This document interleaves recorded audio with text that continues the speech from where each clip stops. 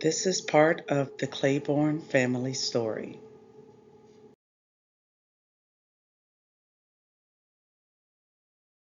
The Clayborns have a complex and powerful story showing strong family bonds, survival, and blended families, where common DNA was not a necessity to define what we call family. We'll start with the patriarch and matriarch of our family.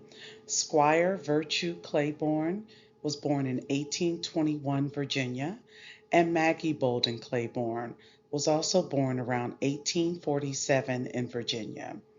Squire was a free man.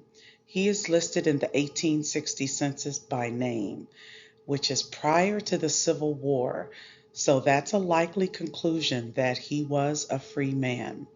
Squire and Margaret, aka Maggie, were married in 1864. They moved to Greensboro, North Carolina. Here we find the family in 1880, settled in Greensboro, North Carolina. Squire is listed as a skilled laborer, and Maggie a laundress, owning their own home, which was very unique at that time.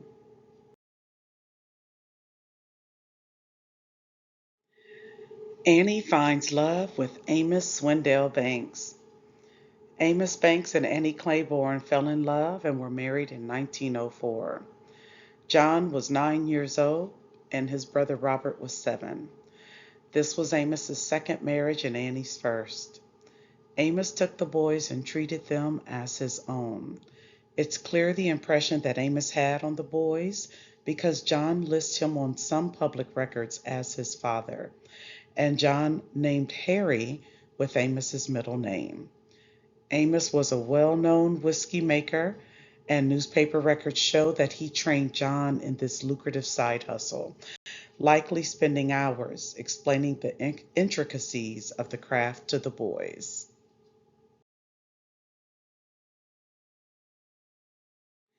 In 1900, we see the family has grown and a new generation has been added.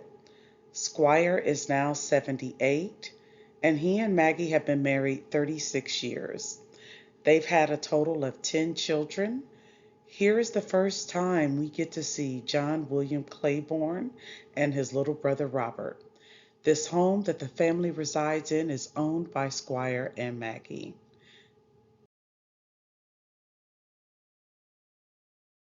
John William Clayborn, 1896 to 1963. John Clayborn was born in 1896 to Annie Clayborn and William Watkins. Annie and Will never married, but they had two boys together. John's name comprised of two men in his life. Annie, his mom, named John after what was likely her favorite brother, John, and William, his middle name, after his dad, William Watkins. Since Annie and William never married, John and his brother Robert were given Annie's family name, Clayborn. John and Lucy Clayborn, 1916 to 1918. In 1916, John met a young girl of 15, and her name was Lucille Comer. Lucille lived with her mom, who was at that time a widow. Lucille became pregnant, and it is likely that John had no choice but to do the right thing and marry the young girl. They had a son, and his name was Charles Clayborn. Young Charles was likely an active and a happy baby. Unfortunately, a global pandemic swept the nation from 1918 through 1920. It was the great influenza outbreak. Our young Charles died July of 1918 at the age of only 14 months. This likely would have taken a toll on an already strained marriage, and the two later separated and then divorced. Lucy would go on to marry, and John would meet our ancestor Pearl.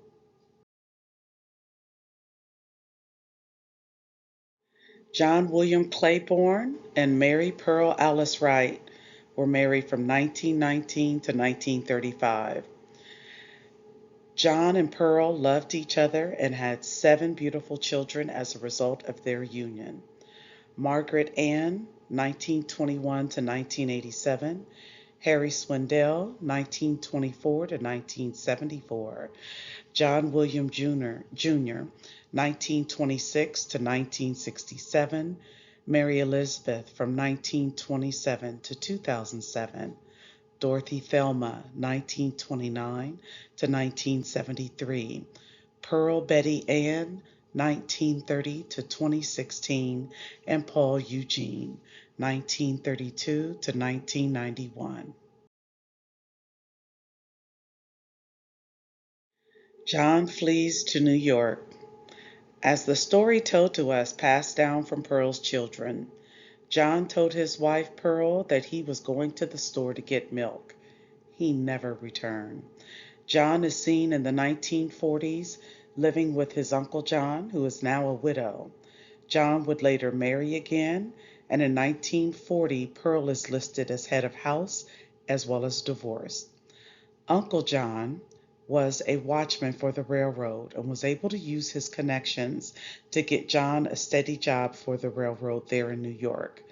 John William Clayborn died in 1963 in New York City.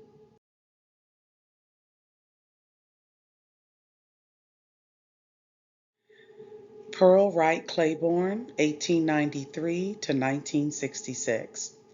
Pearl raised her children in a loving household, and she never remarried. She lived long enough to see her children grow to adulthood, as well as the birth of some of her grandchildren. She took odd jobs to make sure her children had what they needed, and these children grew up to birth the next generation.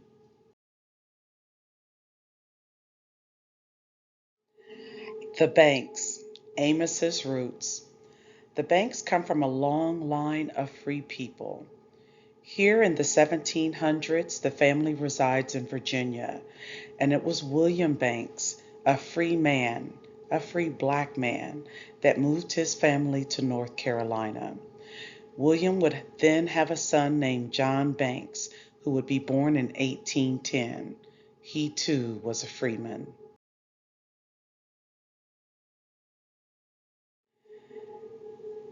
The Banks family was no stranger to hard work and as well as success.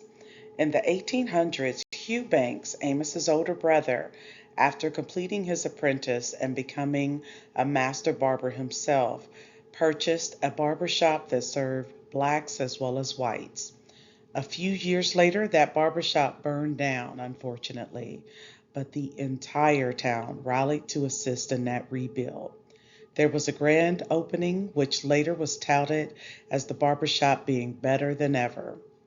Our ancestor Amos Swindell Banks later became a barber.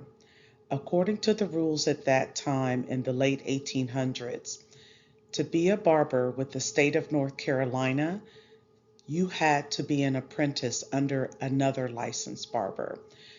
Hugh Banks took Amos under his wing, and Amos worked side by side with his family in this profession for years.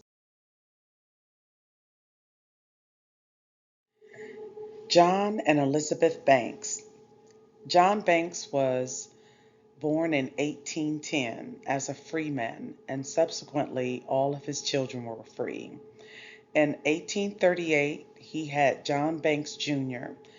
John followed in his father's footsteps, and he owned property across North Carolina and had a strong affiliation with the Indian Nation, which he was a member of the Five Tribes. We know this through the property claims and records thanks to Cousin Butch's research. Though we are not connected to the Banks by DNA, they were truly our family. Amos Banks was the youngest of 13, born December 25th of 1879. Amos must have had a winning recipe. He and his friends Charles and Zeb Cobb were busted on more than one occasion in multiple states. I say meeting the demands of their clientele, but their business was making whiskey. And again, it must have been pretty good. They had the demand across not just North Carolina, but outside of the state as well.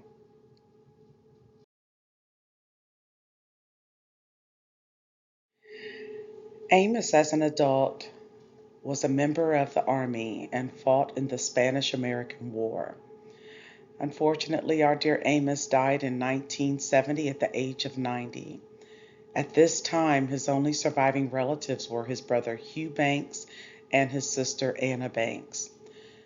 North Carolina and Greensboro had annual parades for their veterans, and Amos was always a guest. We find him in the newspapers being honored in these celebrations.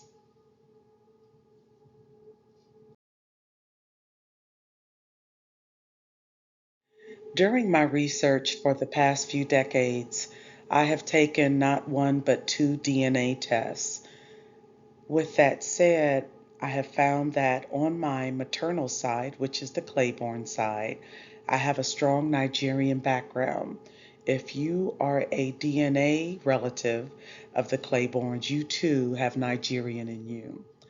One of my DNA matches reached out to me. He shares this story of the tribe that we come from in Nigeria. He says, on my DNA info, I am 100% Nigerian. Come with me on the train for this future journey. I hope to ready your message sooner. His native tribe is the Edo tribe. Edo is the people who live in the homonymous Edo state, which is part of the Federal Republic of Nigeria.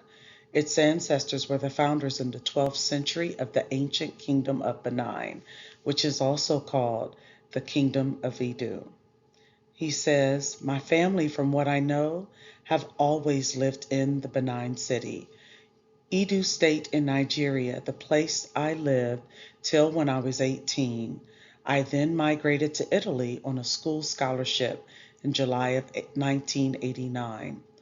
According to know also that my DNA result says I am 100% Nigerian. I did think that it was going to be a bit different. He goes on to explain the history of this tribe, but this gentleman, again, is a confirmed DNA match on the Clayborn side. More information to follow.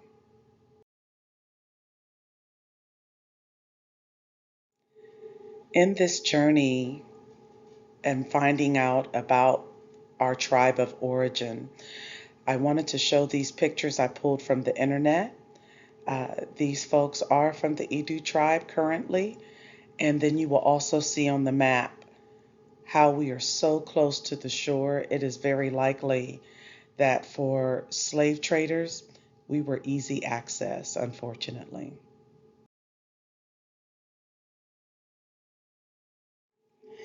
As you know, the Claiborne story is still being written. We are still researching other aspects of the journey that got all of us here.